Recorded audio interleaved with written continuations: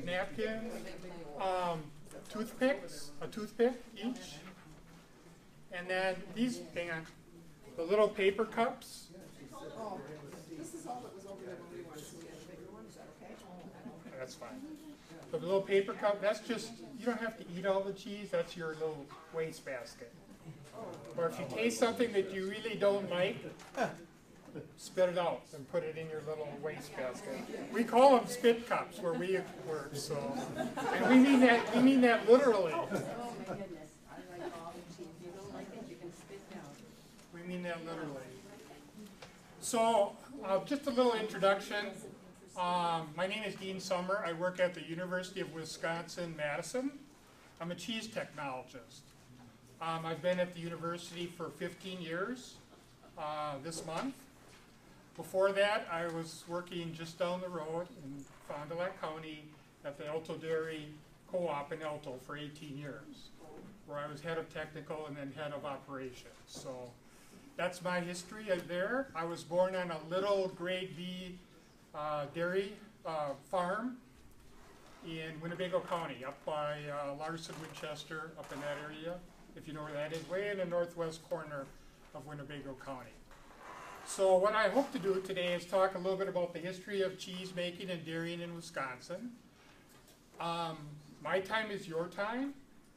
You can ask me any question you want. I don't have a time limit, you probably do. But you know, that's up to you how many questions you want to ask. We're going to taste quite a few cheeses as we go. And then at the end, there's some, with the way we're set up, it's going to be hard to pass some of the ones around that are spreadable.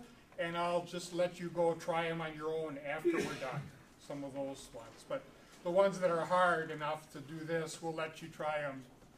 We'll be passing them around. We have 3 containers of each, so we'll start them in multiple rows so distribution goes relatively quickly. She doesn't work there, but it happens to be my wife Andrea there passing out stuff. And as luck would have it, she's a Fond du Lac native. Grew up Fond du Lac, a Goodrich High School graduate. So this is homecoming for her. Any questions before we get started? All right. So, history of cheese making in Wisconsin. Can you hear me, or do I need to talk into the microphone?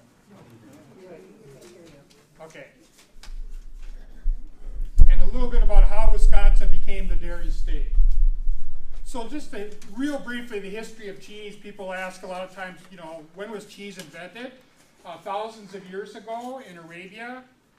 What they did was they moved across the desert on camels, and they stored milk in sheep stomach skins. And because of the natural bacteria and enzymes there, and it was warm, by the time they got from where they started to where they finished, it wasn't milk anymore when they got to their end point destination. It was curds and whey. And that was the beginning of cheese. Okay. And from there it spread throughout the rest of the world. People from Asia brought the art of cheese making to Europe. Roman Empire carried it to England and beyond. And we owe a lot of our cheeses to monks. I'll talk a little bit more about that in a little bit, because a lot of monks and monasteries in Europe perfected various different cheese varieties. Okay?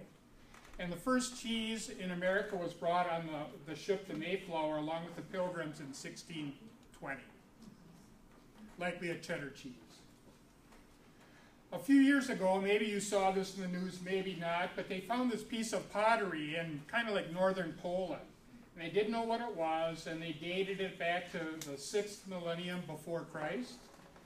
And when they analyzed it, they found it was full of milk residues. So what they think that was an early sieve to separate curds from whey in northern Europe. So, Wisconsin. How did Wisconsin become the dairy state and the cheese state? So we have to go back a ways to the 1840s and the 1880s. So I'm going to give you some quiz questions. What was, in that time period, what was the major agricultural product during this period?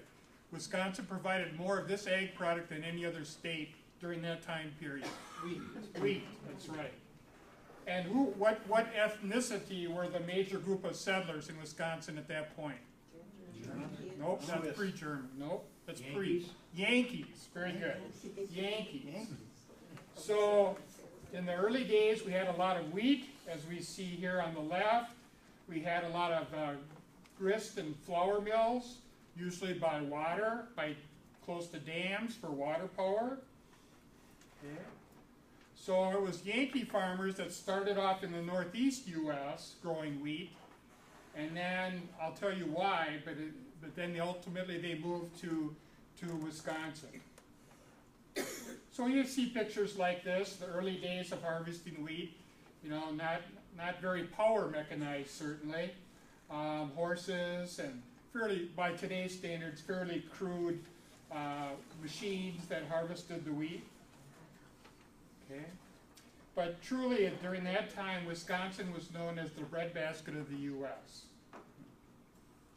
So why wheat? Well, it was an important cash crop. Didn't take a lot of money to get into growing wheat.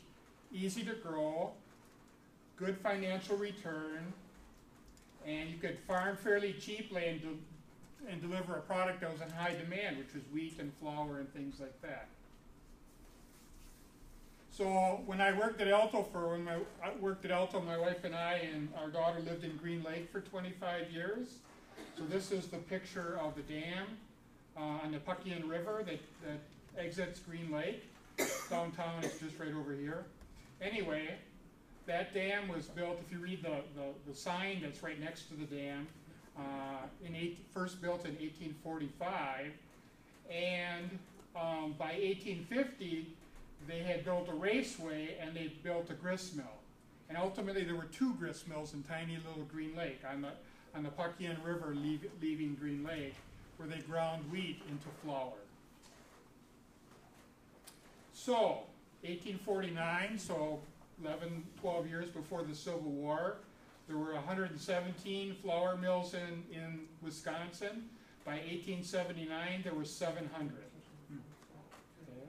And they were built wherever there was water power. So if you travel through the countryside, that's my father-in-law, Dick Phillips, back there, by the way, another Fond du Lac person. If you travel through the countryside, you see all these little mill ponds and stuff, right?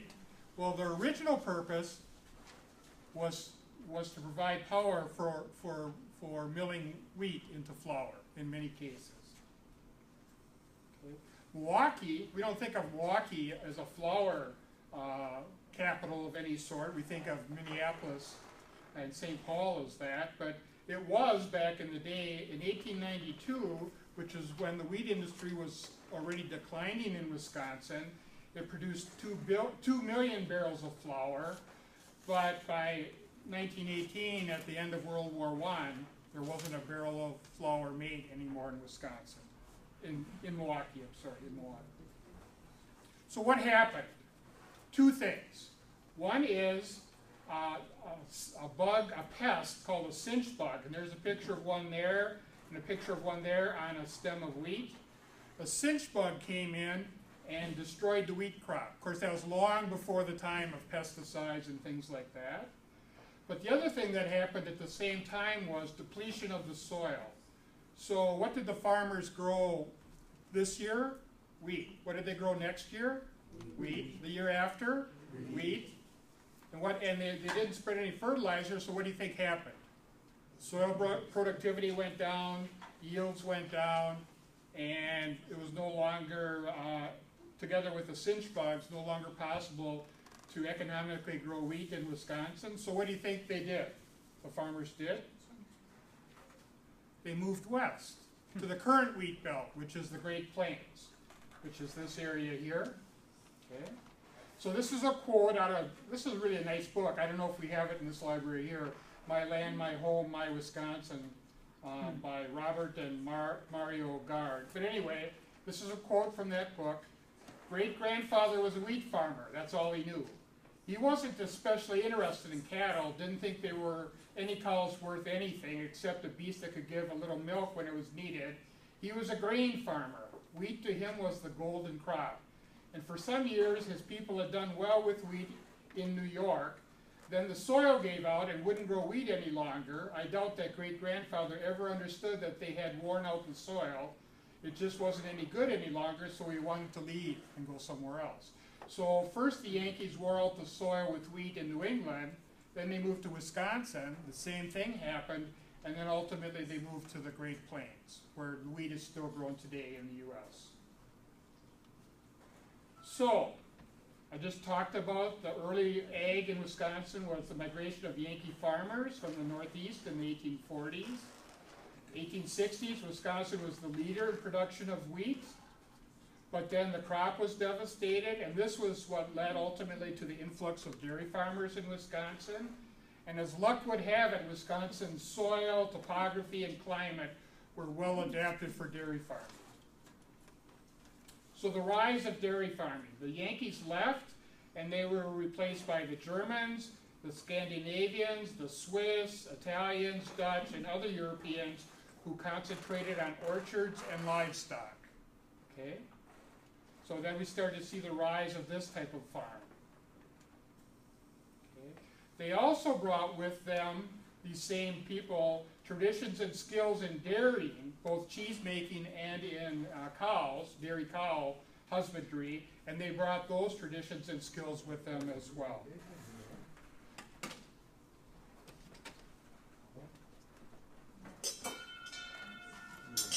So on my mother's side, were Swiss, and they came from central Switzerland. My great-grandfather, and this is the bell he brought with him back in around 1890. It was to go around the neck of the lead cow, because cows have a pecking order. The lead cow in the herd. It's real. It's real. So this has been in my family since my great-grandfather's suitor back in the 1890s when he came here, and heaven knows how long it was in Switzerland before that. That cow must have been deaf. Yeah. Well, I'll tell you what. I'll tell you a quick story now that you mentioned that. I've been in Switzerland a couple times, but the first time I went there, we had to walk about a half a mile down a dirt road to go to a restaurant and a little cheese factory. We were up in the mountains. And off in the distance, I thought I could hear, I know you think well, maybe I am crazy, but you'll think I'm crazy, an orchestra playing. And we're in the middle of nowhere. And I could hear this music. Where does this music come from? And finally I looked over there, and probably about 200 yards away was a herd of about 60, 70 cows, each with a bell of different sizes around it. And they were all eating and swinging their necks. And as those bells, it was like a clarion tower. With all those bells and the different notes, it literally sounded like there was a symphony orchestra in the distance playing music. I'm not kidding. It was really cool. I'll never forget that.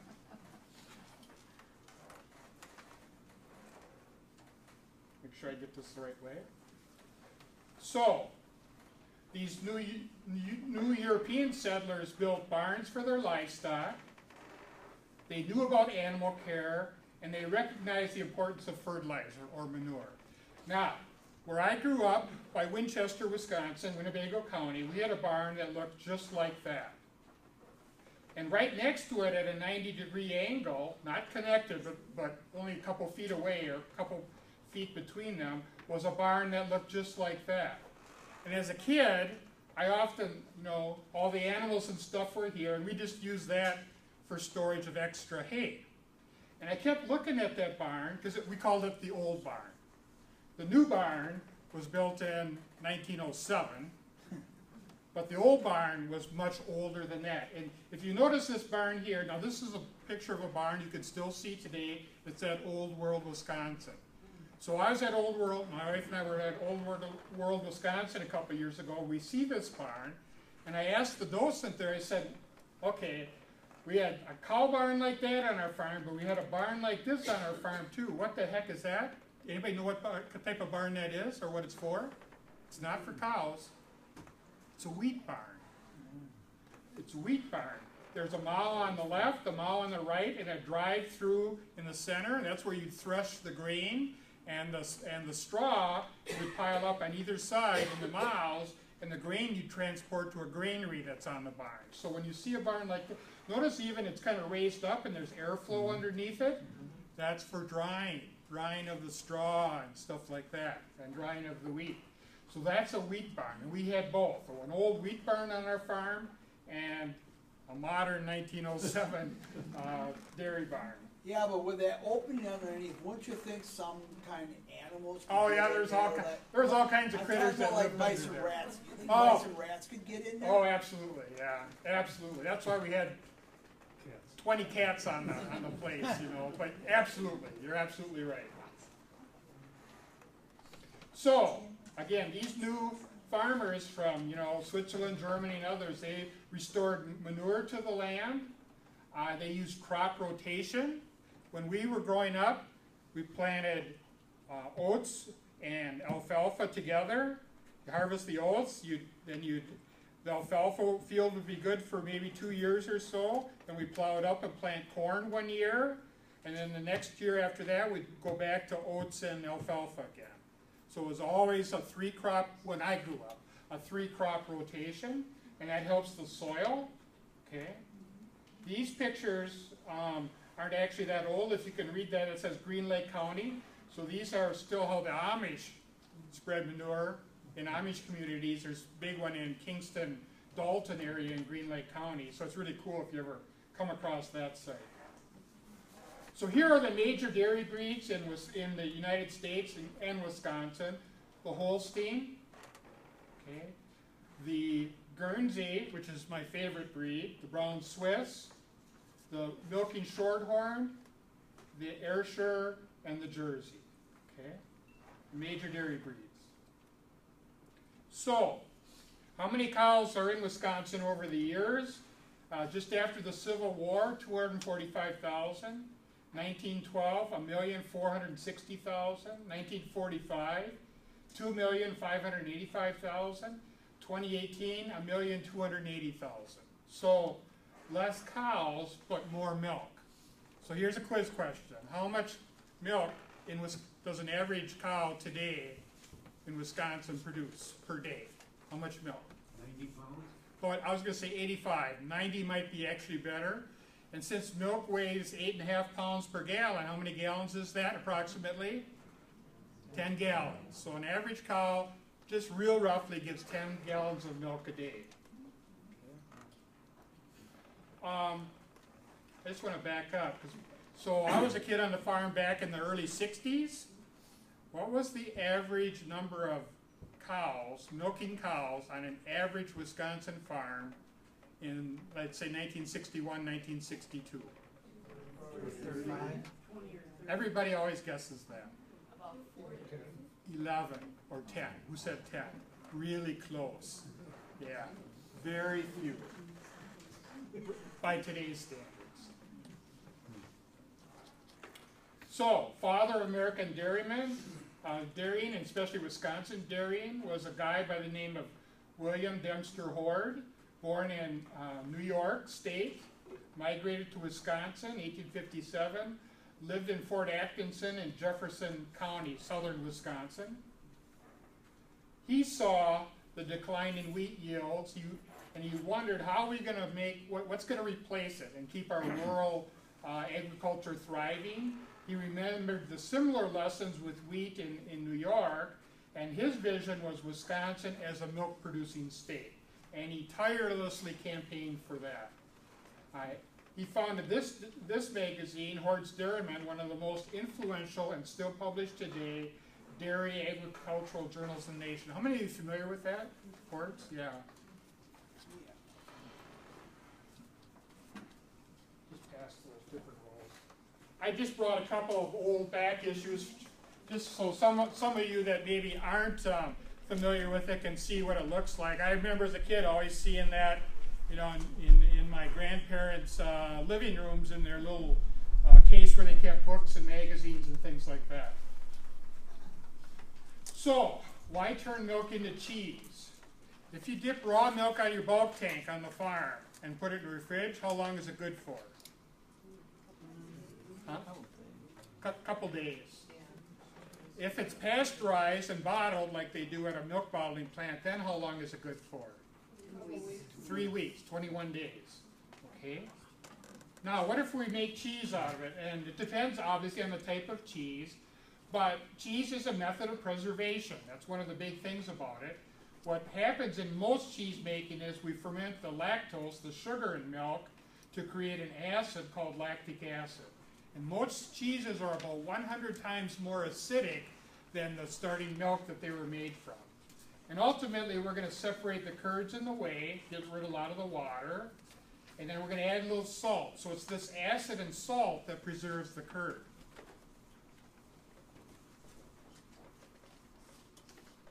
So do you want to pass that first one around? So we'll start passing the first sample around. It's this, it's Henning's cheese, sharp cheddar. I'll pass this around just so you can see what you're going to be eating. But, so I picked up this one. The one we're tasting is 18 months old plus. But I picked up this Widmer's one from Teresa, Wisconsin, which is 6 years old. So imagine this piece of, I mean, just think about it a minute. This piece of cheese was made 6 years ago. That's a long, that's in 2012 sometime. That's a long time ago.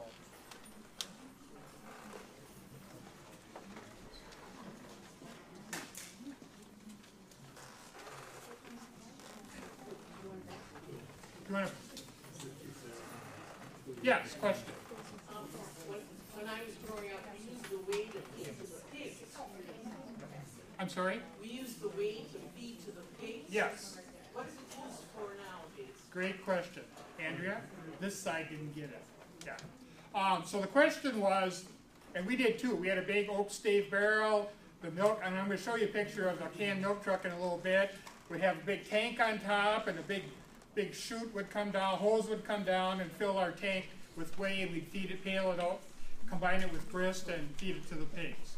Today, virtually, I would say over 95% of the whey is captured, and it's either dried as dried whey, or they take the protein out by some modern machinery and dry the protein.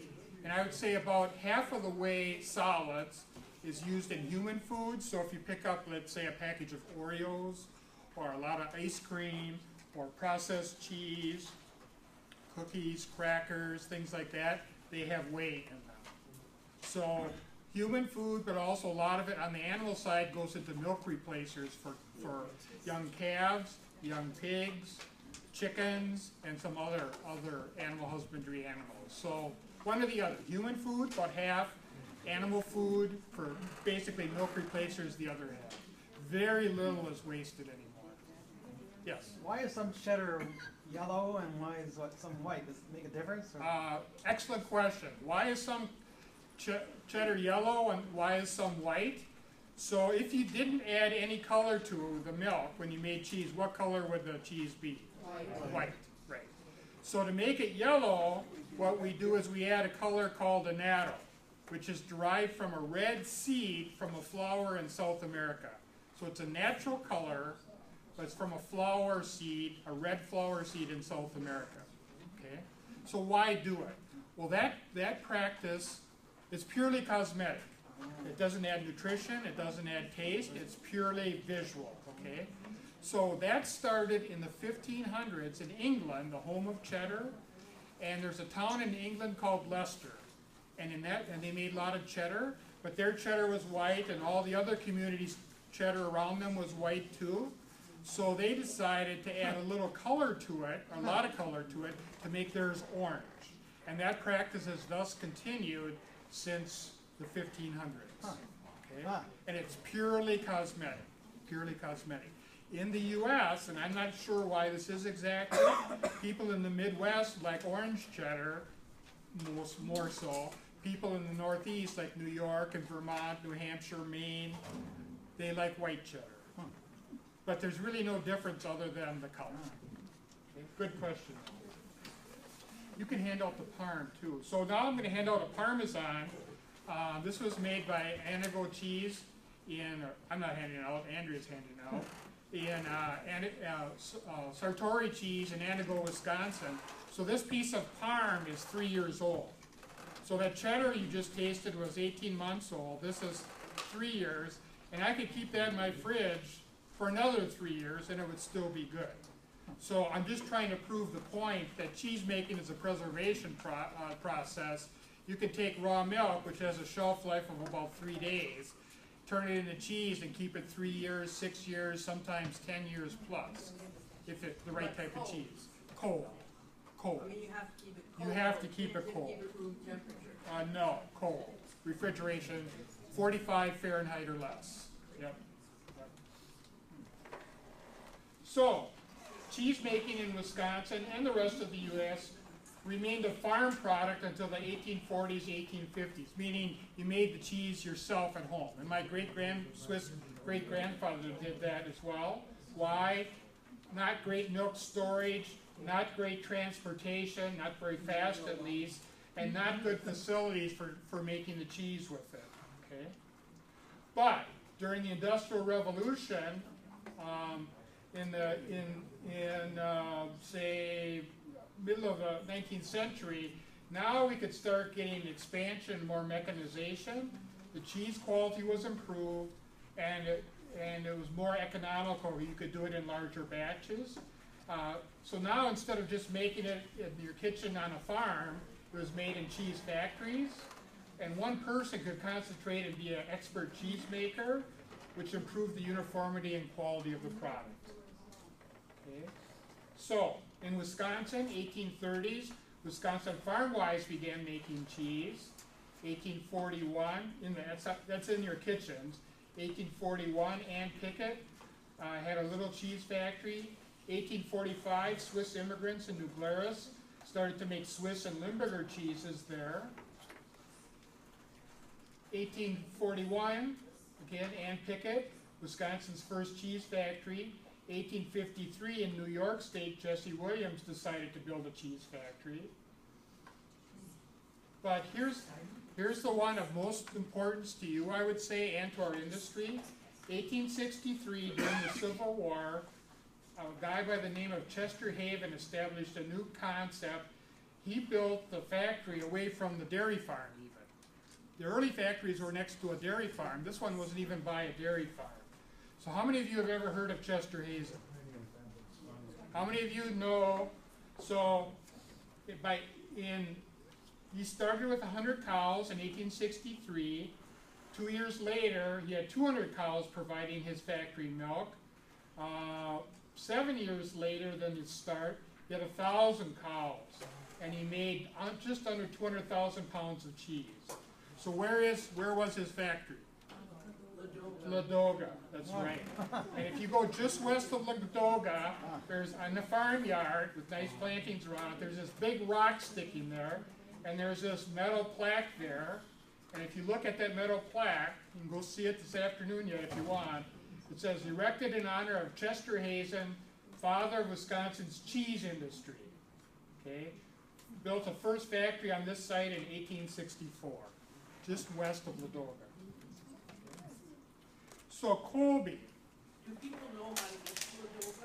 I don't know. You want to get to Ladoga? Ladoga is just south of Rosendale on Highway 26. And the cross one is TC, is that right? It used to be 103, but now it's TC, I think. I get confused when they change the names of the roads. Yeah.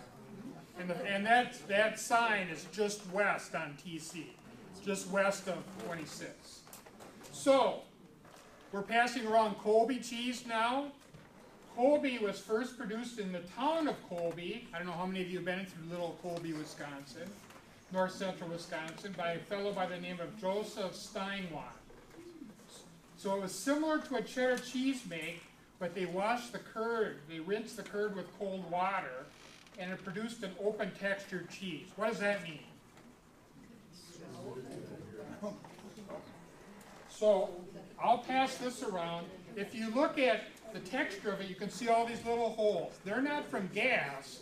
The curd was cool when they pressed it into a shape, and then it didn't totally knit together like cheddar would, so it keeps it real splotchy like that with holes. Now, I'm going to really test your knowledge. What do you call this shape of cheese? Round Longhorn. This is longhorn. I'll pass this around.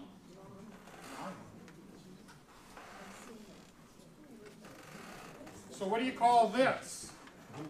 A longhorn hoop. Look at these and look at this. It's the exact same thing. So this is the form that Colby was originally made and still is today in some factories. Pass that around. It's a little bit heavy, but if you want to look at it.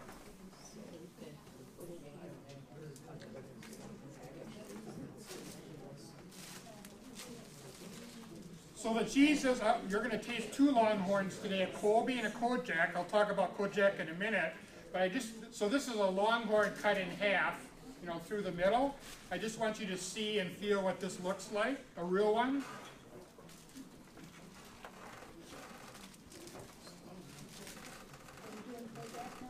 Not quite. So these are called mini horns. So those are 6-inch in diameter. These are 4-inch. These are mini horns, Colby and Kojak.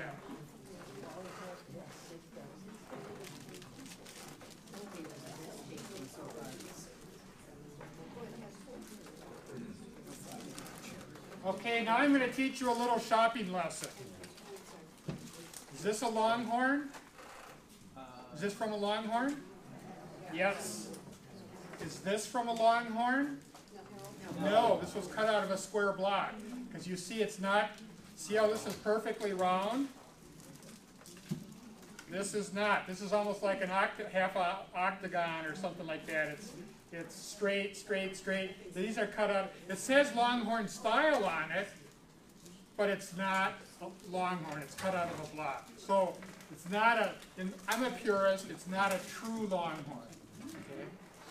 What's the advantage if you have Longhorn rather than a square one? Well, as a purist, I would say Longhorn just, it knits more, you know, more true to Colby. It tastes more true, because some of those cut ones are cut out of huge blocks, and they just don't quite have the same flavor and the same texture that true Colby should have, in my opinion. But I'm a purist. I'm fussy. You know, I admit that. Okay. So, next one is brick. So I'm going to admit to you that what I'm passing around is smeared brick, and it's got a little age on it. Okay? So it's going to be a little stinky. You don't have to eat it if you don't want, but it's going to be a little bit stinky. So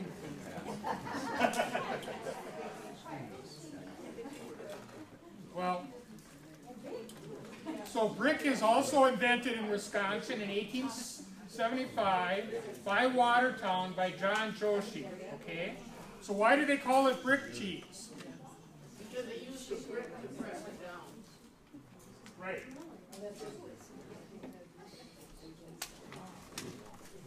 For two reasons. This is the form that you make, the hoop that you make brick cheese in with these little round holes in it, and it's got no top and no bottom, and you fill it with the brick curd, and then you take a brick, and I was just at Woodmer's last week, and they still have the same bricks for pressing the curd that Joe Woodmer's grandfather started with in about 1908 in that factory, and they're still using, and they're Milwaukee Cream City bricks, I think.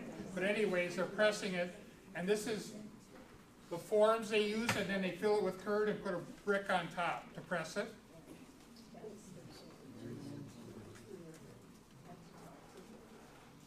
Now, you know the other name that we use for brick cheese, smeared brick? Married man's Limburger. Why do they call it married man's Limburger? No idea. It's not as strong as Limburger, so if you got married, to protect your new wife, you were supposed to stop eating Limburger and eat brick, because it wasn't so potent and your breath wouldn't stink quite as bad. That's true. I didn't make that up. That's true. So, there's how many factories in the U.S. still make Limburger? One. Chalet in Monroe, Wisconsin. They make a kissing cousin of Limburger called Liederkranz. So I'm not going to make you eat this. But I'm gonna pass them around just so do you know how to tell if it's properly ripe in the store? You squeeze it. And if it doesn't, you feel that this Limburger, when I squeeze it, is soft a little bit, not a lot, a little. And the Liederkranz is kind of firm yet. So this one would be very mild. This one would start to be pretty potent. The softer it is when you squeeze it like this, the more potent it's going to be. And if you just smell it, you can smell that Limburger. These are made in the same factory. Myra Chalet makes them both. Now, there's another product out there. So what you just tried is this one. It comes in a silver wrapper like that. I gave you lists of all the cheeses. This is marketed by Hennings, but they don't make it. It's either made by Widmer's or by Chalet. But on your cheese cheat sheet, I put both down because I wasn't sure. But then Widmer's also makes this one. Any of you familiar with this one? This kind of yellowish colored one. He adds a little annatto to it. This is a very mild one. So it's intentionally made to be very mild. It's really not stinky at all. And then there's yet another type of brick cheese called sweet brick, where they don't put any smear on and there's no stinkiness at all to it. It's just very mild and buttery. And this would be an example of that.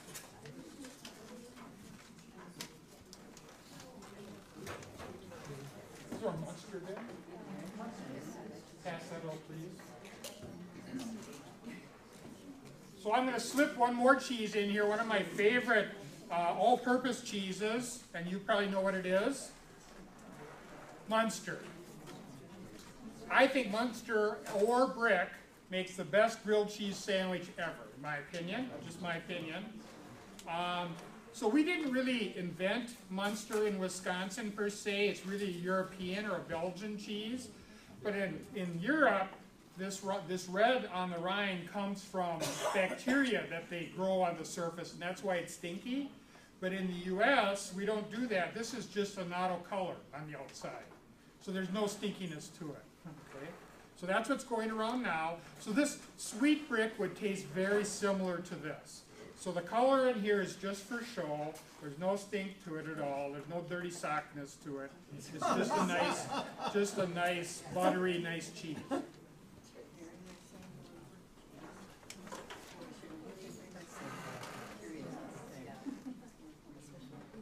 Whoop, wrong way. So,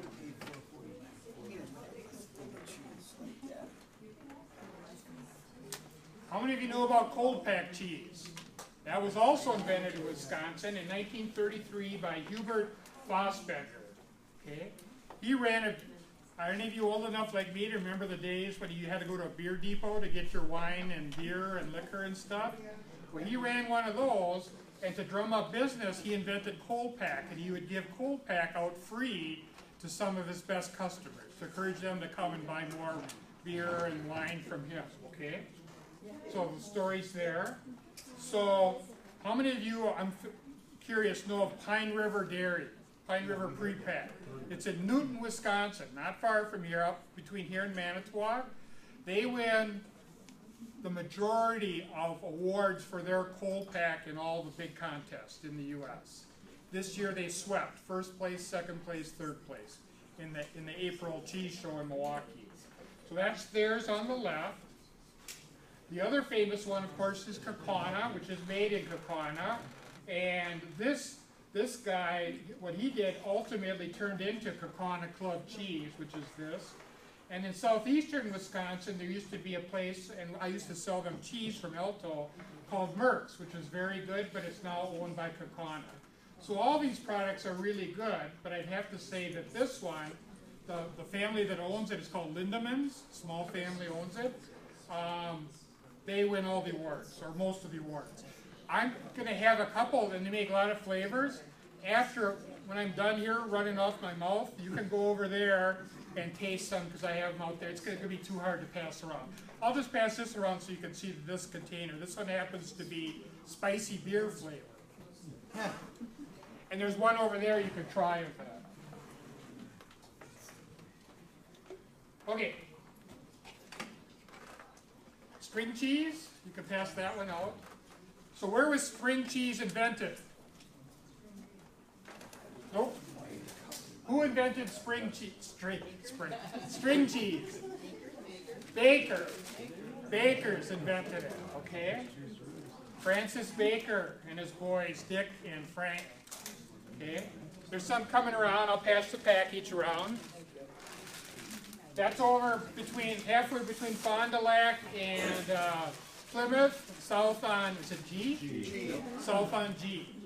One of my favorite things is to get their fresh, any of you ever stop and get their fresh string? That's really good, you know, because it's like made that day or the day before. So it's really, really good, okay? So, but this type of cheese, not just string, but the block mozzarella like you might buy in the store, that's not how they make mozzarella in Italy. That was invented in Wisconsin in the 1940s. Why? The servicemen came back from the war. Many had served in Italy, and they got exposed to what food? Pizza. So all of a sudden, pizza sales took off after the war, and Wisconsin was the big dairy state. But back then, all the mozzarella was the fresh mozzarella, made, you know, the real soft stuff that you eat with salads and tomatoes in the summertime. What's the shelf life of fresh mozzarella, especially back then? About a week. How did we ship it from Wisconsin to New York State or Boston or whatever back then? Train, by rail. And how did we keep it cold? Ice. So by the time the cheese got there, the shelf life was almost gone. So a professor at the University of Wisconsin, J.L. Sammis, invented this drier form of mozzarella, the loaf mozzarella that you buy, in order to have Wisconsin dairy products be able to be shipped, mozzarella products shipped to the East Coast markets, okay? And then a little bit later, Francis Baker invented string cheese, which is mozzarella. If you look at that package, underneath string cheese, I'm guessing it says low moisture part skim mozzarella, okay? Because that's what it is, just in a different shape. Okay. Question? Yeah. Because I'm kind of new to spring cheese, growing up in Michigan. I know that people peel it. Yep, I always do, And yep. then some people chop it. Is there any reason, or is there any like better way? Or is that just Well, the reason I peel it is I can tell how fresh it is. If it peels real nice and real stringy, it means it's fresh. If you try and peel it and it's kind of mushy and it doesn't peel easy, it means it's old. So the reason I do it is that's a really good, if you kind of get the hang of it, it's a real good indication of how fresh it is. Plus I like to play with it. So, Kojak. Kojak has only been around, yes, sorry. Okay, now you're saying that's old, but how do I tell I can't eat it anymore? Oh, it's still edible. It's just not as fun if it isn't as stringy, and it's not as fresh flavored. It's not as milky flavored. But It's still edible. Oh yeah, it's not bad. It's just not top quality anymore.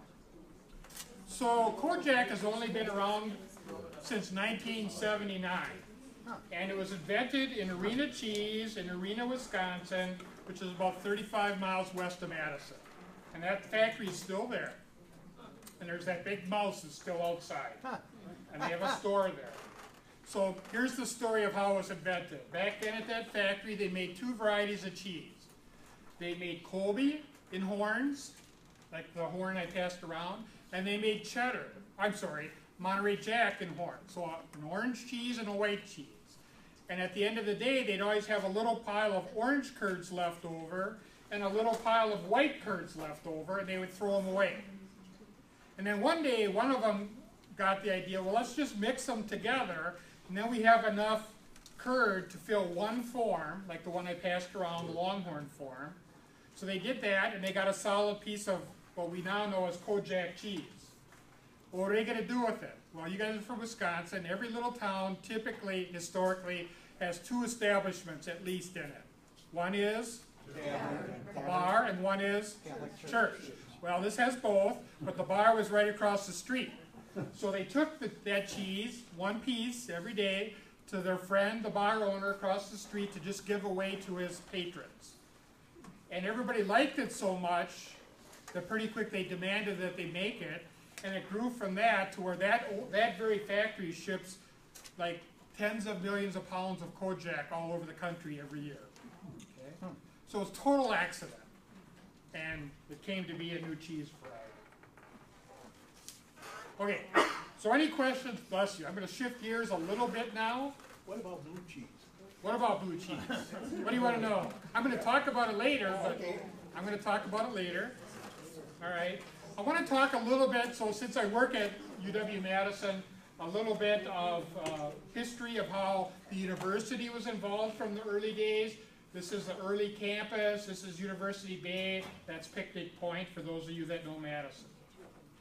So, what state in the U.S. was the dominant cheese state and dairy milk state from 1850 to 1910? Vermont? Nope. Close. Right next door. New York. New York. Okay. That was the big dairy state. Okay. And if you look at Wisconsin's dairy and cheese history, the majority of our early titans in Wisconsin cheese and dairy industry came from New York and went to Wisconsin. My geography is goofed up here because New York is east of Wisconsin. Sorry about that. But anyway, W.D. Horde, I talked about him before with the Horde's Dairymen. Hiram Smith, Dean Henry, Stephen Babcock, Walter Price. Walter Price was the cheese guru in the U.S. from 1929 till about 1960. He lived to be 100 years old. Okay. So let's look at a few dates. 1880, Dean Henry came from Cornell, Ithaca, New York, as the first UW professor of agriculture. 1883, the first UW experimental farm opened. 1889, UW College of Agriculture was formed. Okay. 1885, beginning of the Farm Institutes of Cooperative Extension. That's misspelled, sorry.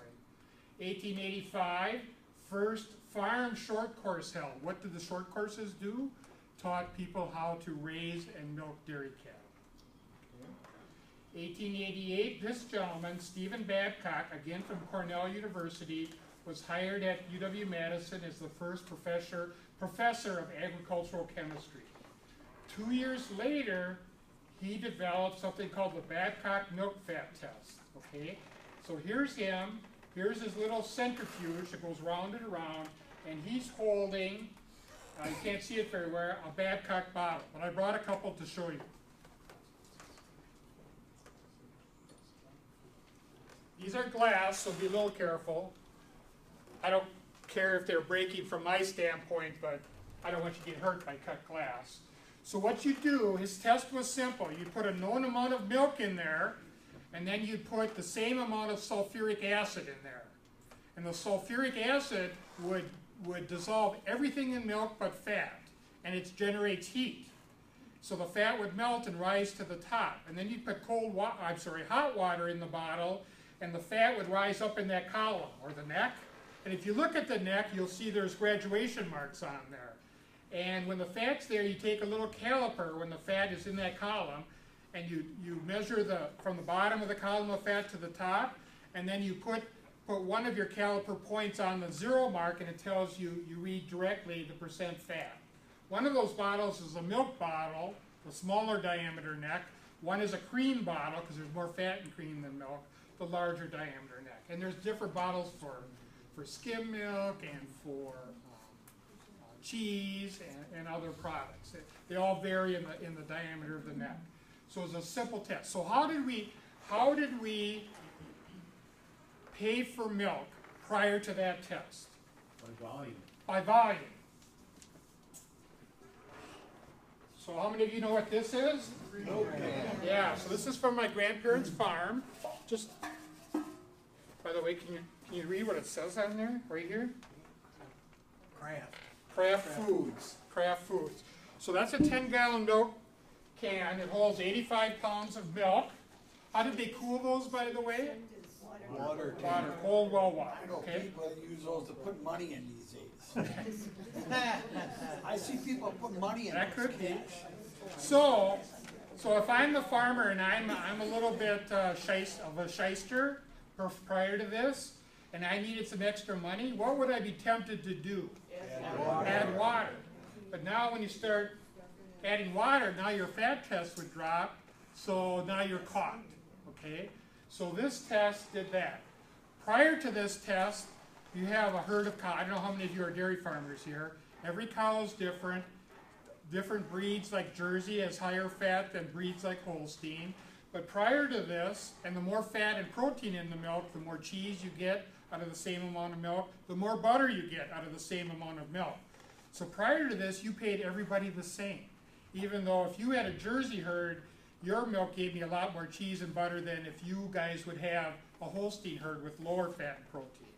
After this, now we could pay you more because your Jersey milk was rich in fat and it gave us more butter if we were butter makers or more cheese compared to you because you had lower fat in your Holstein herd.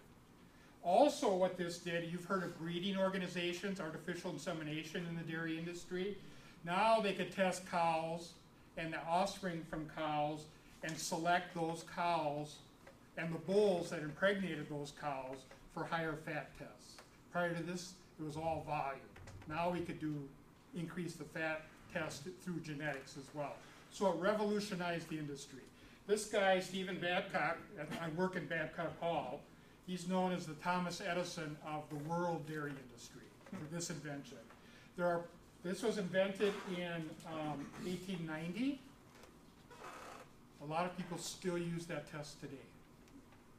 How many other things that were invented in 1890 are still used today?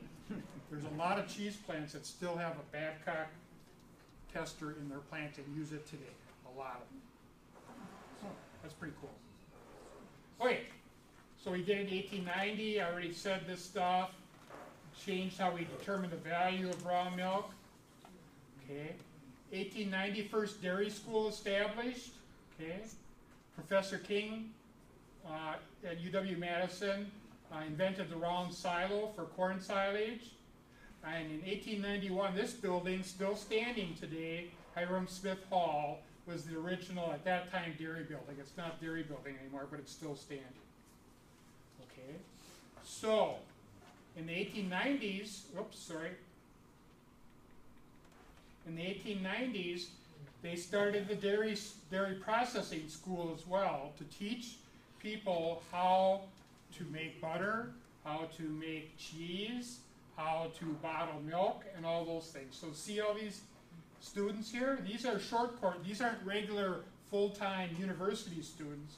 These are students that would come in for a 2-week training in dairy manufacturing and learn how to make butter, cheese, and those various dairy products. Yes? If they're, the course is to teach them how to make the butter and the cheese. Yep. What would they do with that then? Are they selling it? Are they making it for their own homes? What they Or- made there? Yeah, or what they were trained to do. Oh, so, okay, good question. That leads into something I was going to say. So, how many of you have ever been to Baker Cheese? If you go in, not the store, which is the door to the left as you enter the entrance, but go through the door straight ahead to the office, there'll be a picture.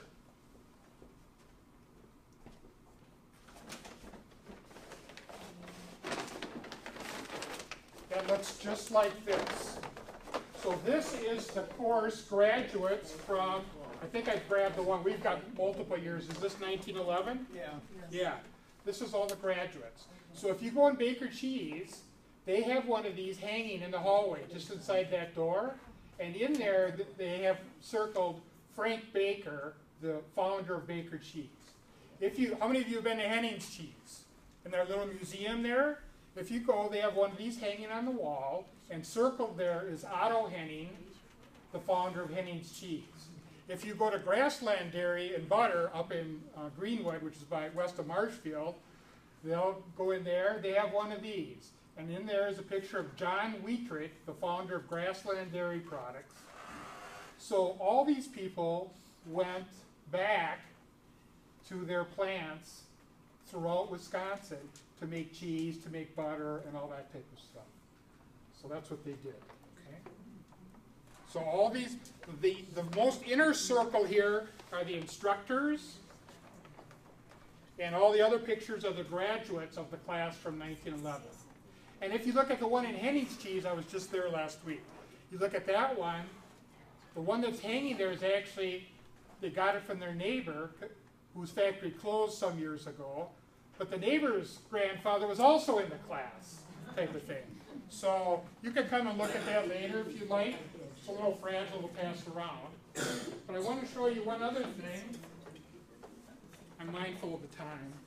So a few years ago, I got a call out of the blue. I was sitting at my desk, and it was a lady from Oshkosh, and she said, you know, I was going through my stuff, and I found a uniform that my grandfather wore in this dairy class in 1906. Do you want it? And I'm like, you bet I want it.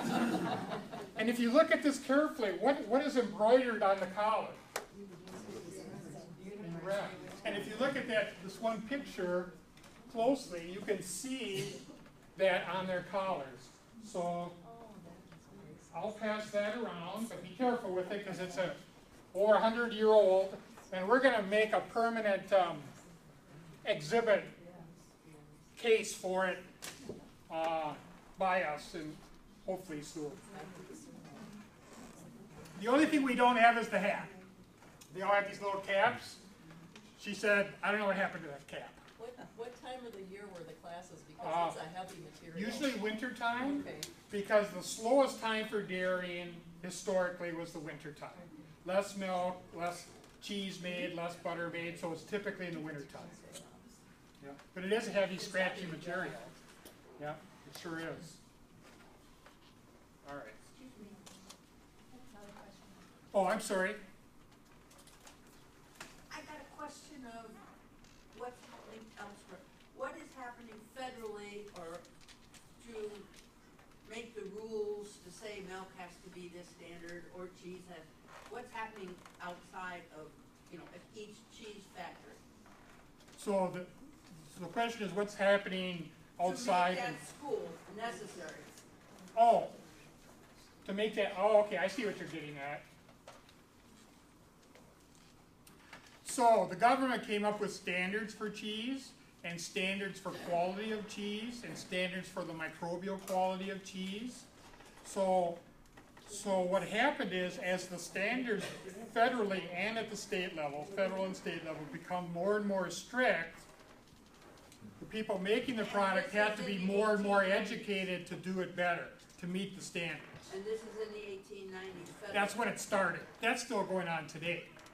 Oh, That's still going on today. Yeah, but it started in the 1890s. That's right. That's right. Just some more. So in 1891, 70 men registered for the 12-week course in dairy. Now this isn't dairy processing. This is the farm side. At the university, the farm, the cow part is in one building, and the bottled milk and cheese and butter is in a different building. They're separated. So this is talking about the cow part of it. Okay. So Ag Hall, those of you that have been to campus, this is Ag Hall on Henry Mall. It was built in 1902. 1924, Dr. Harry Steenbach discovered vitamin D, which made millions for the university over the years. So, more cheese things. 1910, Wisconsin passed New York and was the leader in cheese production, and we still are today. Okay. 1915, Wisconsin became the leading dairy milk production state.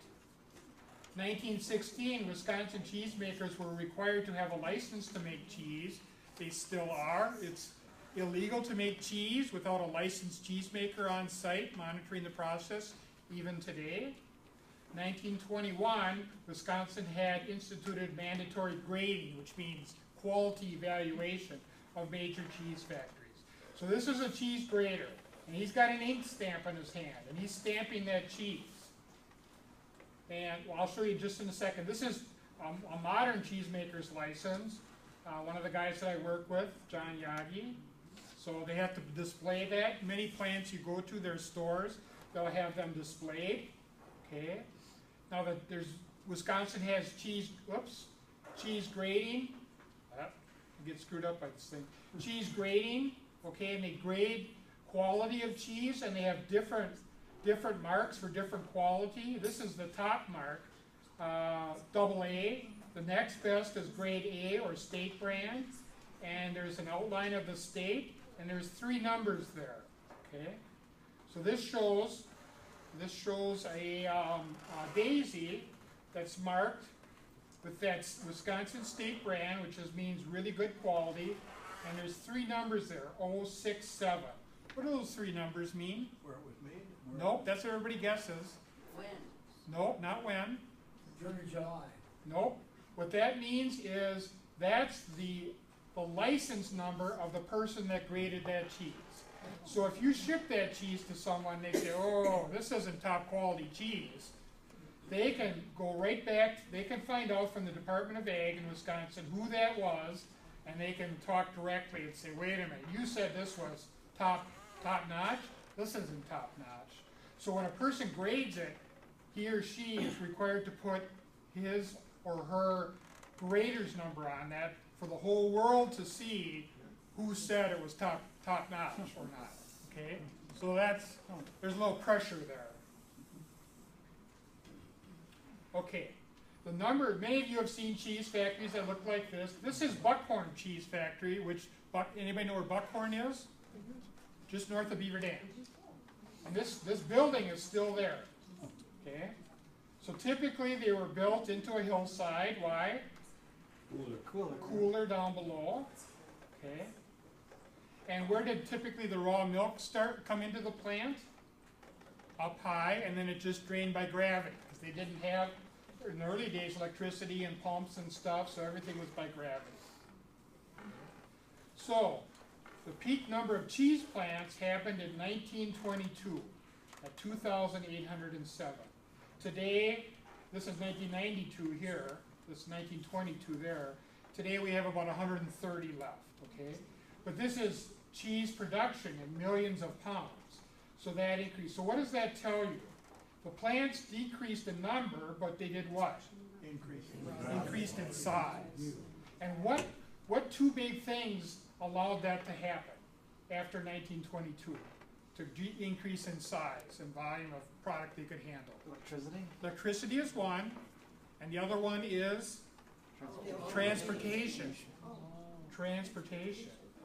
Because in the early days, you had to do it with horse and buggy. And how far can you go to take your own milk to the local cheese factory every day?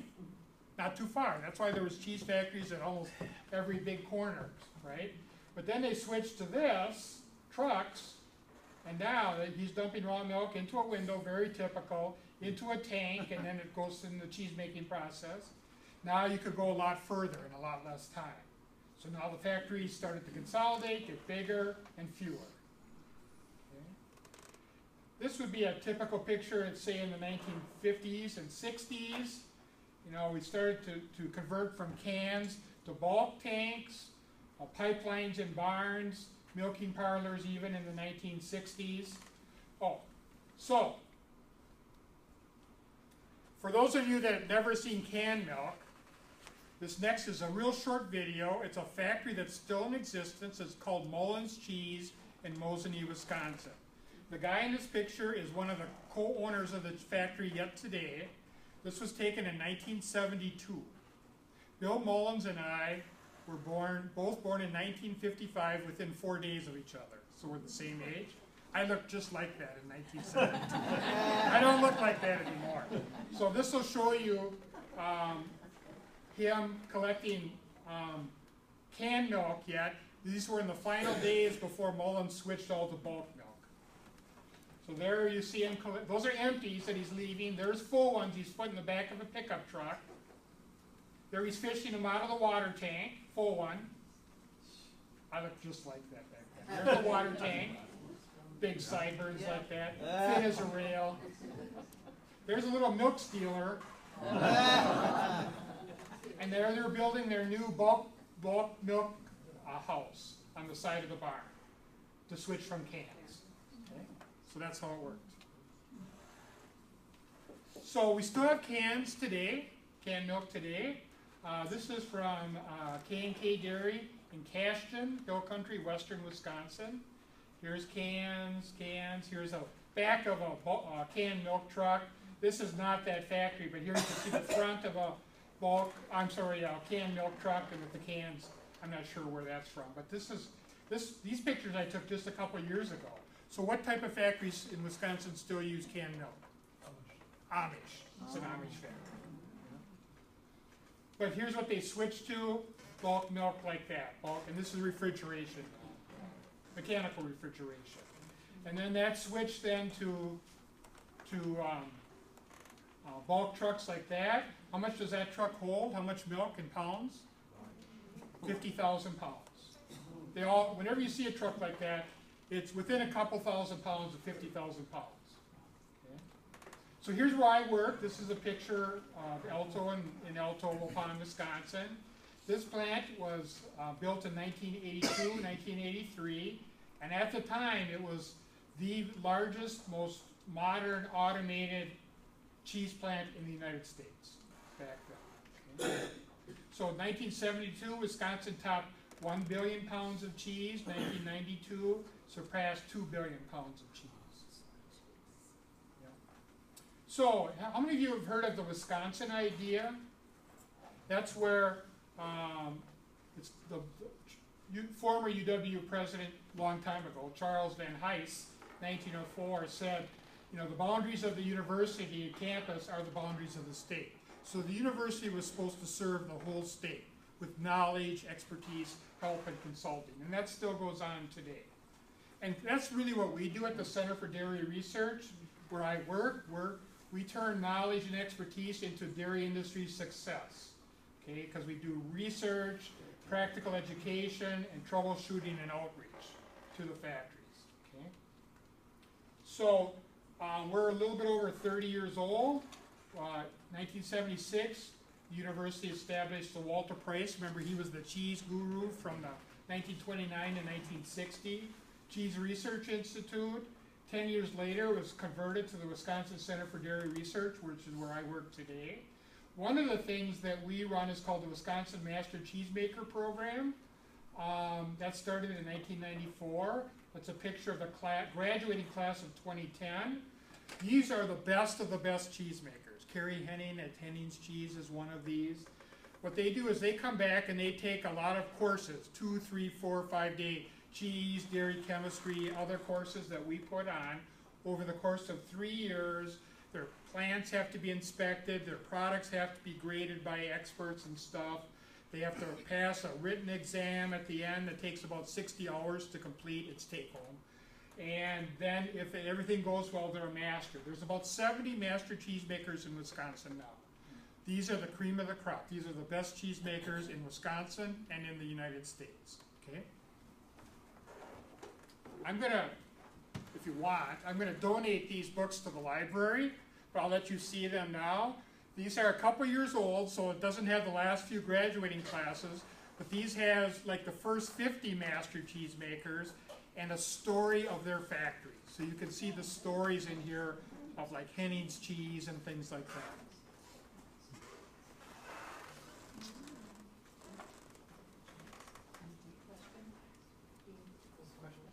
Oh, sorry. Is it true that Wisconsin's the only state that requires a cheese-making license? Yeah, I'm glad you asked that. Wisconsin is the only state in the U.S. that requires a cheesemaker's license. Wisconsin is the only state in the U.S. that has their own cheese grading program and their own, and supervised by Department of Ag, Wisconsin Department of Ag cheese graders. So we're the only one with a license program and the only one with an official state grading program, which really works to our advantage, I would say. There's a reason why Wisconsin wins way more awards than any other state in all cheese competitions, and that's a big part of it. And so is this master program. Yep. Question? I'm sorry. So if you're a cheesemaker in California and you want to take this course at UW-Madison, can you do that? You can take our courses but you can't become a master cheesemaker. That's Wisconsin only. The Master Cheesemaker program was modeled after similar programs in Europe, in Switzerland, and in France, and in the Netherlands. But it's Wisconsin. We run it, and it's we, in conjunction with the Wisconsin Milk Marketing Board, now called the Dairy Farmers of Wisconsin. It's only for Wisconsin cheesemakers, only. Okay? Now, other cheesemakers can take our courses, but they can't get in the Master Cheesemaker program. Everybody in those books is a Wisconsin-based cheesemaker. Good question. So what do we do at the CDR? I won't spend a lot of time. We do research, both real practical, applied, and real scientific, basic. We have applications programs. Like I work, well, I'll show you another slide, but I work with, last week I had 36 people from Whole Foods, cheese people from all their stores all over the country, all week training them on what cheese is all about and the differences between different varieties and things like that. We work with Pizza Hut and Little Caesars and Domino's and all kinds of big food companies. We work with the industry to develop new cheeses and new cheese products. We help the industry when they get in trouble with quality issues they can't solve themselves. We do education. So we do all of those, and they all kind of work together to our ends of our industry. Yes? I happen to work for Pizza Hut. Mm-hmm. I'm their coupon person there. I deliver their coupons to the houses in Okay. Fond du Lac here. Okay. And Yep. I also put all the coupons on the boxes for them. Okay, great, great. And Well, that- big company use a lot of cheese, that's for sure. So we have different groups within our center. We have cheese, I'm part of that. We have like whey, we talked about, somebody asked a question about whey before. We have a group that deals just with whey. This is whey processing, and this is how to use whey in different foods. We have a quality group, and then we have a cultured, so a yogurt group as well. So we have all those different groups there within the center. We have something, we have a quarterly newsletter called the Pipeline.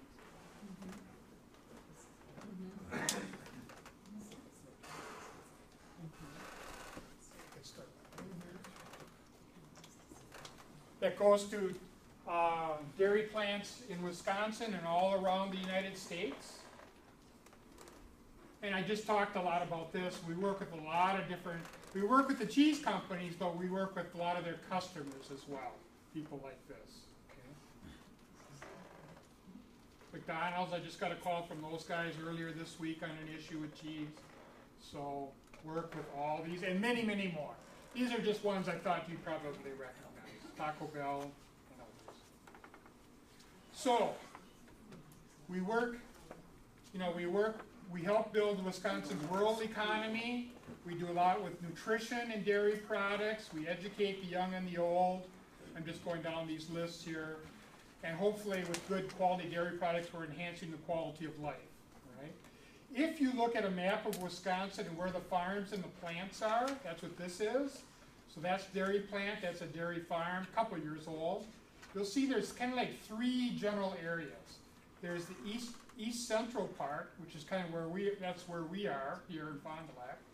There's the southwestern part, which includes Monroe down here. And there's this west central part here. That's where the land is best for dairy farming, and that's where the dairy farmers are, thus that's where the cheese plants are.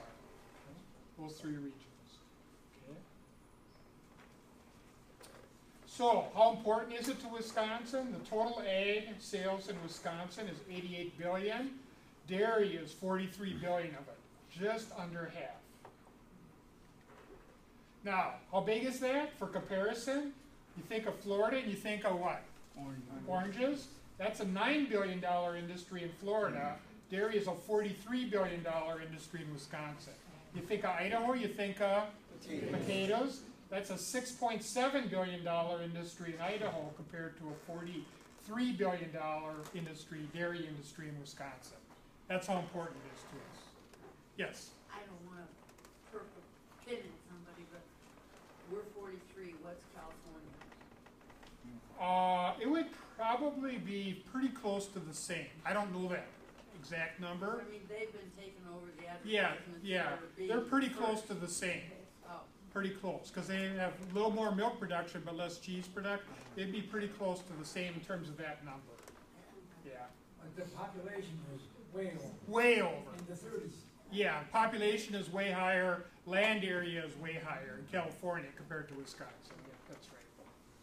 So if Wisconsin, what this chart shows is, here's Wisconsin. If we were a country unto ourselves, we would be the 4th largest cheese producing country in the world. Oh, wow. The United States is first, Germany is second, France is third, and if Wisconsin were its own country, we'd be 4th. Huh. More than Wow. Italy and more than the Netherlands. where's Switzerland? It's not even- Down here. Down here. Switzerland's a very tiny country. Yes? They still, mix cheese out of grade ghee butter or grade ghee milk. Yes, but not a lot. There's not a lot of grade B milk left. What milk there is left all goes into cheese, like all the Amish farmers would be grade B. And there is a little grade B milk left, but not a lot. Only a couple percent. Of all the milk in Wisconsin, only a couple percent is grade B. Yes? Do we make much yogurt here, or? Yes. The question is, do we make much yogurt here? And the answer is yes. Klondike and Monroe makes huge quantities of Greek yogurt. Schreiber Cheese has a huge yogurt plant in Richland Center, Wisconsin. And there's quite a few small specialty yogurt manufacturers. Now, compared to New York State, which is kind of a real leader in total production, they're more than we are, but we make surprisingly large amount of yogurt, more than most people think. Yeah. And growing. And Yeah, but yogurt's not for everybody. No, that's Not- true. Not everybody can handle the taste of yogurt. That's true. That's true. So Wisconsin makes 25% of all the cheese in the U.S. and 100% of the Limburger. Oh, quiz. What's the most popular cheese in the U.S. by volume? Mozzarella. Very good. Everybody normally says cheddar, but it's mozzarella, and cheddar is second. So a little bit now about specialty cheese to wrap this up. What is specialty? Specialty cheese is cheese of limited production. Pay particular attention to the flavors and the textures, really high quality. It's not just cow milk, but sheep and goat milk as well. Might include flavorings. And since 1994, the amount of specialty cheese made in Wisconsin has increased 600%. Okay, so we think of cows and cow milk cheeses, but Wisconsin is the leader in the country of making goat milk cheeses. And if you want to pass the Evelyn out. So how many of you have been to LeClaire Farms up by Pipe? Yeah, so this is their signature cheese, Evelyn. This cheese won the US Best of Show about 8 years ago in the U.S. Championships in Milwaukee. So this is they've got some other really good ones now, but this is a wonderful example of a goat milk cheese. Wisconsin also produces a fair amount of sheep milk cheeses, not as much as goat, but sheep as well. So, specialty cheeses, lots of quality, craftsmanship, really good cheese makers. Both of these work for Agripure in Luxembourg and in Little Chute, Wisconsin. Terry Linsmeyer, Roger Krohn, two good friends of mine. A lot of times it's family businesses, pay particular attention to the land that their farmers are grazing, and a real camaraderie, a real band of brothers and sisters, so to speak, with these folks in general. Okay, so this slide is a little bit old. Currently, specialty cheese is about 25% of all cheese made in Wisconsin. Non-specialty cheese would be just regular old cheddar or regular old mozzarella, things like this. Specialty cheese, Romano, Gorgonzola, blue cheese, Asiago, aged cheddars, provolone, Parmesan, Hispanic cheeses, feta, and quite a few others. Okay? So, In the 10 years between 2001 and 2011, specialty grew by 352,000 million pounds in Wisconsin, non-specialty by 150. So 70% of our cheese growth in this 10-year period was with specialty cheese. That's where Wisconsin is headed. Okay. Here's another chart showing that. Back in, we first started looking at it, monitoring it back in 1993, 4% of the cheese made in Wisconsin was specialty. Now, that's 2010. Now in 2018, it's 25%. Okay. So why is that? This is an extreme example. You're going to taste this in a minute. Pleasant Ridge Reserve, the retail price for it, not wholesale, retail, is $25 a pound. Whereas a whole hum regular commodity cheddar might be $3.50 a pound. Now you might cringe and say that's bad, but if we can sell more of that to some people, even if they're in New York City or wherever, that's more dollars in dairy farmers' pockets, right? So we need both. We need this, but we also need some of that because it brings more money into the money pie for dairy cheesemakers as well as their dairy farmers. Okay. I've kind of talked about this already. Wisconsin's share, 25% of all the cheese in the U.S., 45% of all the specialty cheese in the U.S. is made in Wisconsin. This is a chart that just kind of shows the different types of specialty cheese. I'm not going to spend too much time on it. Here's the blue cheeses that you talked about. These are white cheeses like Camembert and Brie. These are all the stinky ones. We'll taste a couple of those. These are most of the common cheeses you'd be familiar with. And these are some of the fresh cheeses like fresh Mars, cottage cheese, ricotta, and things like that. Yes? Are they considered a Gouda cheese especially? Yes, Gouda cheese would be a specialty cheese. Gouda is here, but yeah, that would be considered typically a specialty cheese in the U.S. Yep. Sorry? Yes. Yes. Yes. It's very one of my favorites. Okay. Yes. Oh, sorry. What is farmer's cheese? Oh, that is an excellent question with a complicated answer. In Wisconsin, farmer's cheese is essentially reduced fat Monterey Jack or reduced fat brick. So it's made with 2% milk instead of whole milk in Wisconsin. In Europe and in some parts of the U.S., farmer's cheese is what they call baker's cheese. So it comes in like a tub and it's spreadable. Okay? So that's made almost like cottage cheese in those countries. But in Wisconsin, when we say farmer's cheese, we mean essentially a sweet brick cheese, but made with 2% milk instead of whole milk. Good question. Oops. Okay. Specialty cheesemakers hit the big time. I showed you the book before, right? So here's a story. Is that Uplands going around now? Pleasant Ridge, yeah. So that's Uplands, Pleasant Ridge Reserve. Dodgeville, Wisconsin. The founder, Mike Gingrich. The current owner, Andy Hatch. This cheese was modeled after a cheese from the French Alpine region, French Alps, called Beaufort. This cheese is the most famous cheese ever made in the United States, and it's won more top awards than any cheese ever made in the history of Wisconsin cheesemaking. It's won 4 best of class, 3 best of class. When I say best of class, that means you enter 2,000, 3,000 cheeses, parmesans and cheddars and mozzarellas and blue cheeses, and it comes out number 1 of all the cheeses entered. Wow.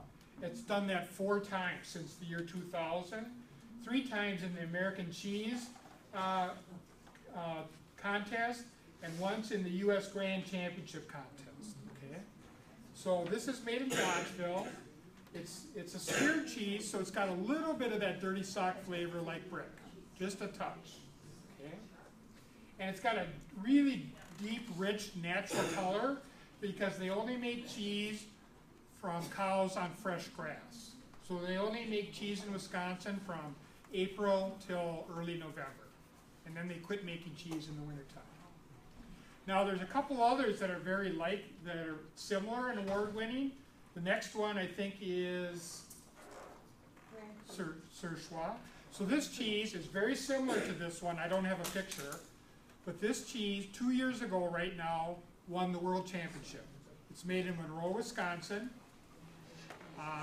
It's called Grand Cru. It's like a Gruyere cheese, if you know what a Gruyere cheese is. It's the U.S. version of a cheese, a Gruyere, which is made in the Swiss Alps.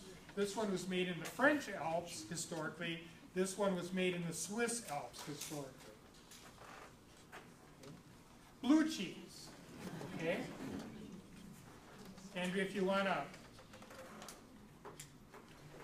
peel one of those blue, and just take a knife and kind of whack it up a little bit. And then, I know a lot of people don't like blue, but for those, so this is made at Salemville.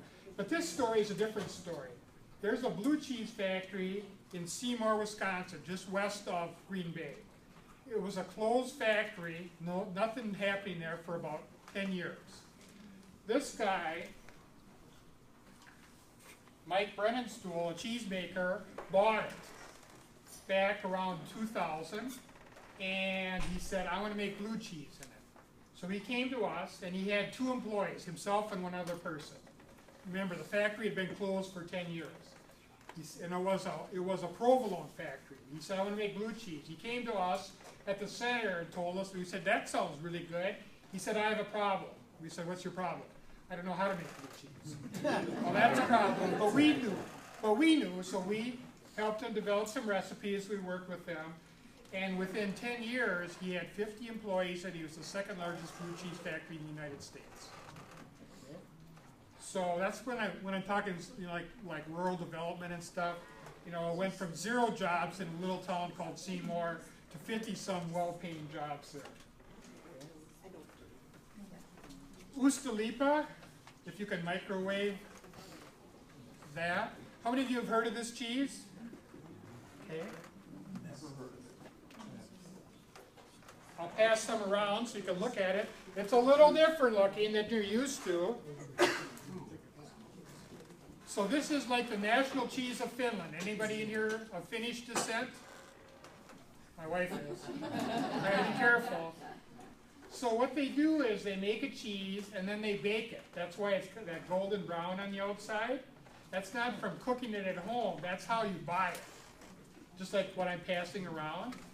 And the way we make it, it retains a lot of the calcium in the curd and it won't melt, even though, until it's nice and hot. Try a minute first and then do the non-jalapeno one first. Okay, that's how you buy it, because you bake it. After you make the cheese, you cut it in thin slabs and you bake it, and it gets golden brown on the outside, then you package it, but it doesn't melt. And the Finns, but it tastes kind of bland, cold, or room temperature, so you got to warm it up to bring the flavor out. And the way the Finns would typically do it, as I'm told, is they would dunk strips in hot coffee. And it warms it up like that. But you can grill it. I like to put it in a cast iron pan on the stove. Or if you really want to be fast, you just microwave it. So we're microwaving some for you, and we'll pass that around in just a minute. I'll keep going. We'll circle back to that. How many of you have ever heard of quark cheese? Never heard of it. Yeah. So the average German eats 10 to 20 pounds a year per person. The average American has never heard of it. It's a soft, fresh cheese. I have some samples there. You can try them later, okay? It's kind of like, who has that question about farmer's cheese? It's very similar to farmer's cheese in Europe, European-style farmer's cheese, okay? So this is how they make it. They make it in Milwaukee at a place called Clock Shadow Creamery. It's called that because it's a block away and in the shadow of the Allen Bradley clock spire in the historic Third Ward. So that's hotter than it looks. Take your toothpick, but please don't burn your mouths. So what we're expecting with that cheese is just a nice, buttery, and slightly salty flavor. And it's squeaky, because it's got a lot of calcium. It's squeaky. So, most people really like it. We'll see what you think. Crave Brothers Fresh Moz. This is Farmstead, the largest farmstead maker in Wisconsin. If you want to, can you pass those out? It's those two containers right there. Yeah, with the little cilieginies in. You don't need the covers. They can use their toothpicks and just stab one out if they like it. So this is Fresh Moz. So that's really exploded in popularity. And this is made by a farmstead. What that means is the dairy farm is on one side of the road, and the same brothers that own the dairy farm run a cheese plant on the other side of the road. Is that one plain? Yeah. Okay. Yeah, that's fine. So that's another one. Hot temperature. Hot temperature, not hot, spicy, hot temperature.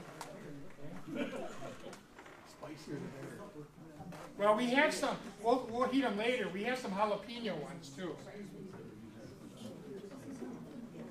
Red Barn Farms. Andrea, you pass out the cupola? Cupola, Red Barn. So this is a group of farmers in northeastern Wisconsin that banded together, and they have different cheese plants, custom make cheeses for them, and they've been very successful. You can see that in many of your grocery stores. The one we're tasting is this one, Cupola, okay? It's an artisan cheese. So they've been very, very successful. Nasonville Dairy, one of the things we worked on with them is something called Blue Marble Jack. We're not going to try it, but since you're interested in blue cheese, that kind of sort of looks like blue cheese, but it's not. One of the problems with blue cheese is if you try and slice it, it's too crumbly. So we made a Monterey Jack, but then we added blue cheese flavor and blue cheese color, so it looks like blue cheese, but it's really Monterey Jack cheese that tastes like blue cheese, and you can use it like on burgers, and just like processed, it's not processed cheese, but like slices of natural cheese, you can put it on your burgers and things like that. That's pretty common in stores or in delis too, in your stores. I know you're falling behind and I'm running out of time, I know, but. Do I? Yeah, it's coming. This is cupola.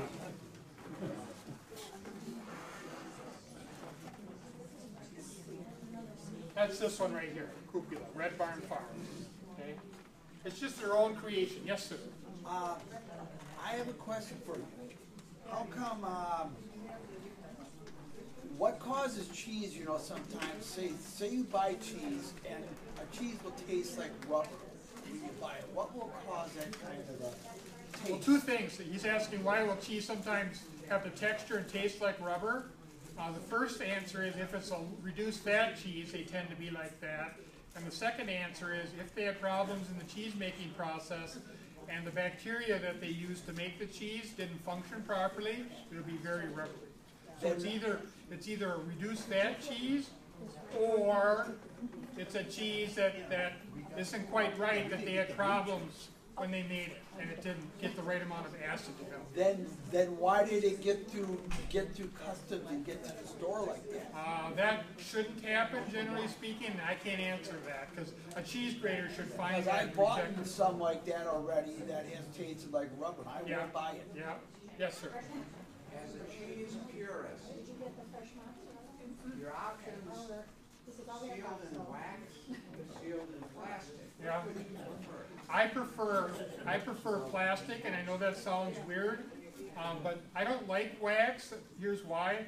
With wax, one of the big problems is you can get a little bit of mold growth underneath the wax. So too many times I've been burned, and I cut into it, and I find mold under it that I couldn't see through the wax. And the second thing I don't like about wax, it's not a big thing is, but when I slice it, it smears. Like if it's a red wax or a black wax, I get these red and black smears on when I slice it or cube it or whatever I do. So it's kind of a pain that way. I like the looks of it. As a purist, I love the looks of a waxed wheel of cheese. but as a consumer in my own kitchen, I'm not that fond of dealing with some of those issues. But, I mean, it's a nice, it makes a beautiful looking piece of cheese, much more so than a plastic film, but there are some downsides too. How did you like the Ustalipa? Yeah? Pretty good? Yeah. So talked about that. Raleigh cheese, did you pass that one out yet? Little Mountain? Little Mountain? No, that's not. Okay. We're down to 2 more yet, so we're just about wrapped up. So this one is made in Shullsburg, Wisconsin, southwestern Wisconsin. Chris Wally and his wife. Okay. So we were with them. This picture was taken in Des Moines, Iowa, 2 years ago next month. And we were sitting right next to him. And they went through all the champions of all the different varieties, you know, the Gouda champion and the Cheddar champion and the Blue champion and the Parm champion. And then they announced the grand best of show, and it was his. Okay? It's called Little Mountain. And this one is also styled, and he's Swiss heritage. You can see here the little Swiss symbols. This is modeled after, again, a mountain, alpine mountain cheese in Switzerland. More like an Appenzeller, if you've ever heard of Appenzeller. It's modeled after that. So that's what's going to go around right now. Okay? This shows Chris in his cheese curing cubes. Okay? So, like I kind of mentioned earlier, you know, this was in 2011, a few years ago, the U.S. Grand Champions. First place was Katie Hedrick, that's from LeClaire Farms. Second place was Sartori Foods, Plymouth, Wisconsin, but the cheese is made in Antigo, Wisconsin. Third place was Marika Penterman for, who liked the Gouda cheese? Third place, grand prize. Third place for her Gouda cheese that she makes up there in Thorpe, Wisconsin. So pretty typical that Wisconsin does really, really well in these championships. The last cheese that we're going to pass out, I guess we're not quite ready yet. The future. One of the things I didn't tell you is, so who pays my who do you think pays my salary? I know the check is written by the university, but where does the money come from? Taxpayers. Nope. Dairy farmers. I don't get any money from taxpayers. None of you guys give a dime to support me. It all comes from dairy farmers. Okay? They support the vast majority. The dairy farmers and the dairy processors, the cheesemakers and stuff, account for 97% of our budget at the Center for Dairy Research. 97%. Dairy farmers and dairy processors, cheesemakers. Yeah, you want to do the espresso? So this last one we're passing out is called Espresso Bellavitano. I'm hoping, guessing that some of you in here like coffee. So this one is like a Parmesan cheese, a little bit softer version, but the rind they rub with espresso, ground up espresso coffee beans. So you should eat the rind. You could obviously see on there where the rind is. If you like coffee, I think you're going to really, really like this product. Okay? It's made by Sartori, based in Plymouth, but the cheese is made in Antigo, Wisconsin. Positioning for the future, within a couple of weeks, we're going to do a groundbreaking. Our current dairy plant and pilot plants at the university were finished in 1950. It was the first building built on campus after World War II. You know, during World War II, there was no building. First building, so it dates back to 1950. So it's never really been updated. The equipment has, but not the buildings.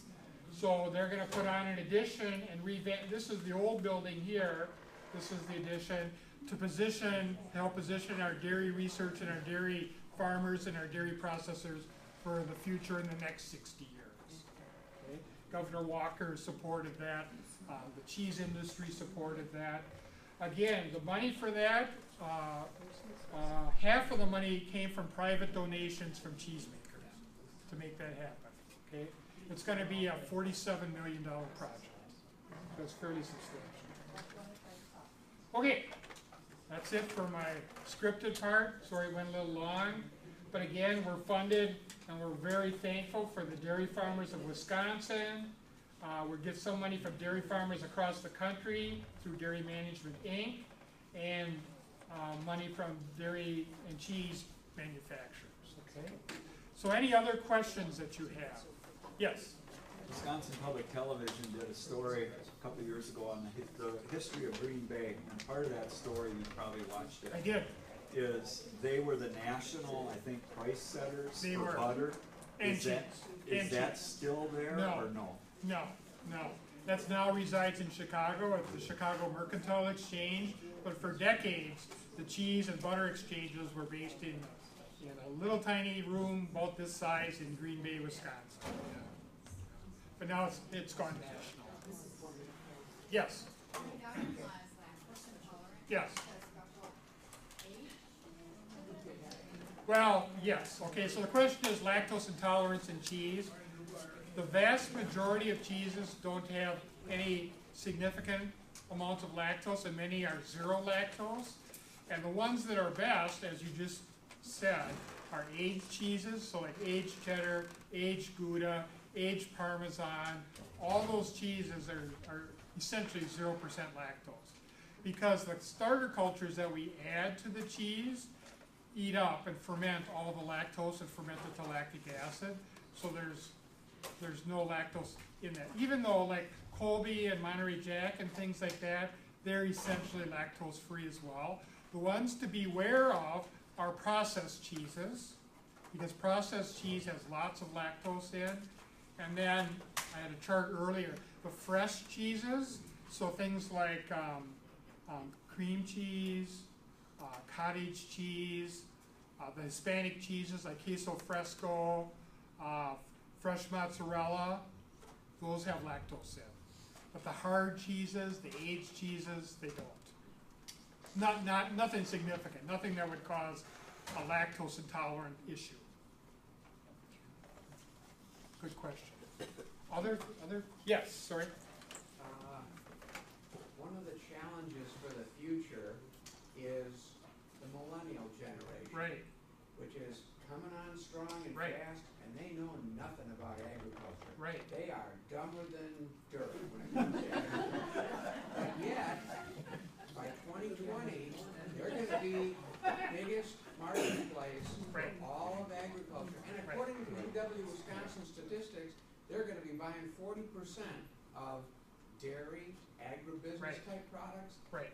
What are you doing to try to attract or inform or educate any of this millennial population? Yeah, well, from the attraction standpoint, I would say that specialty cheeses are very important to that generation, because I have a daughter that's part of that and stuff.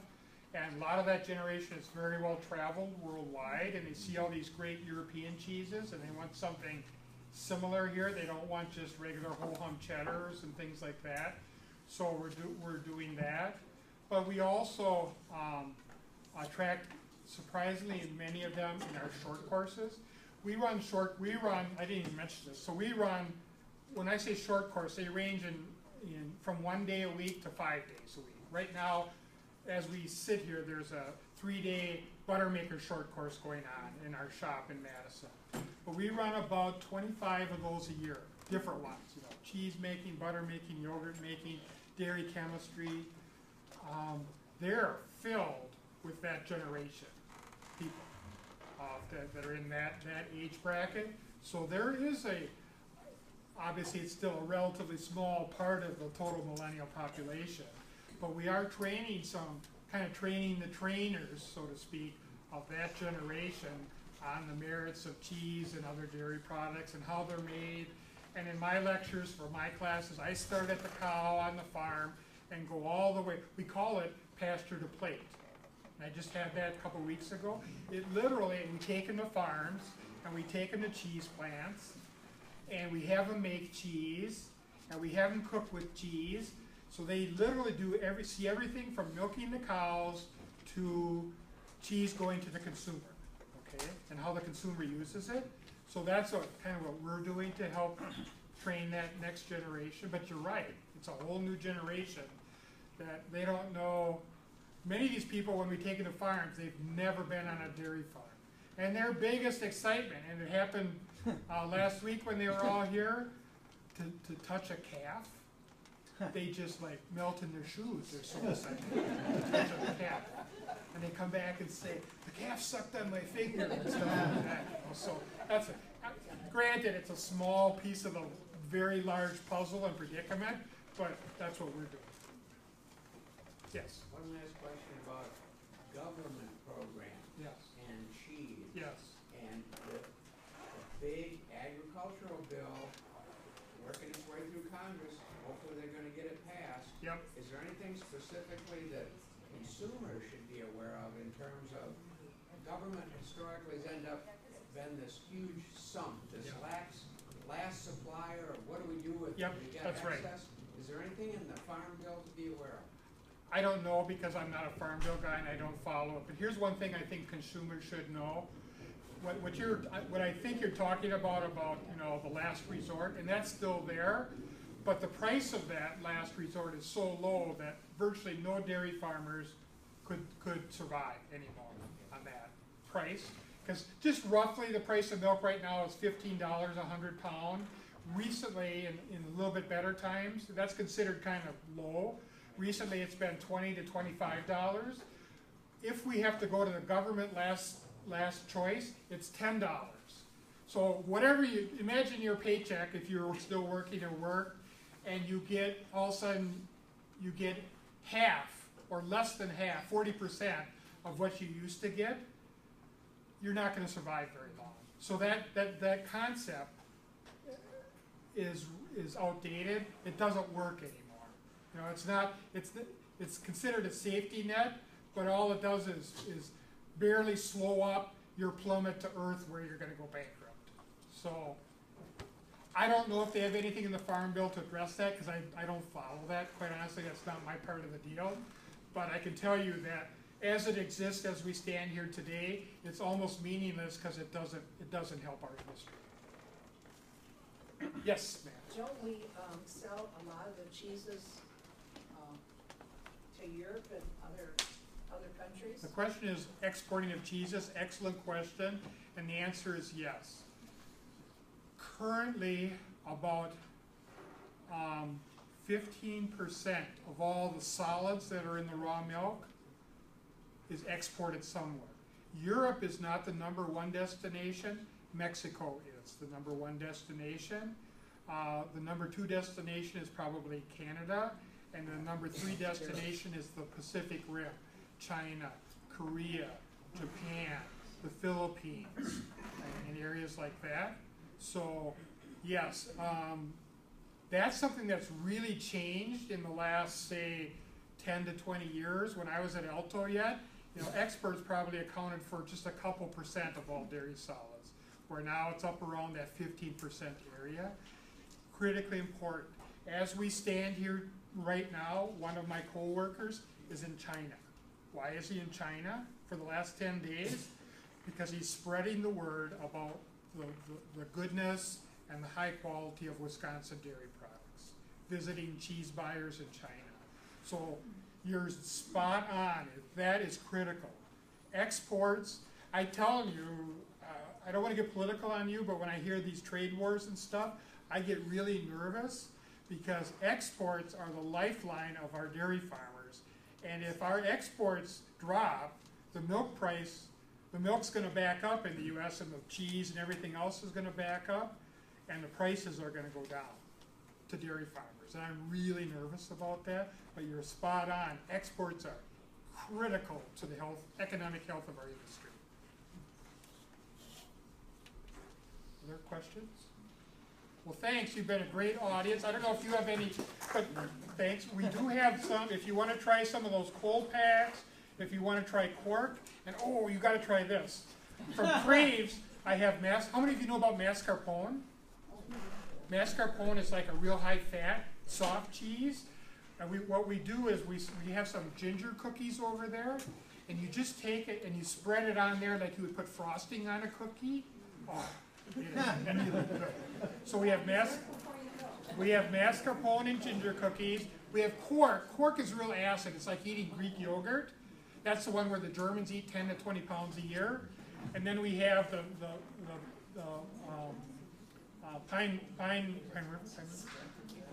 the different coal packs over there for you to try if you want to try a couple different flavors of really award-winning coal packs. Thanks again. Sorry it took so long.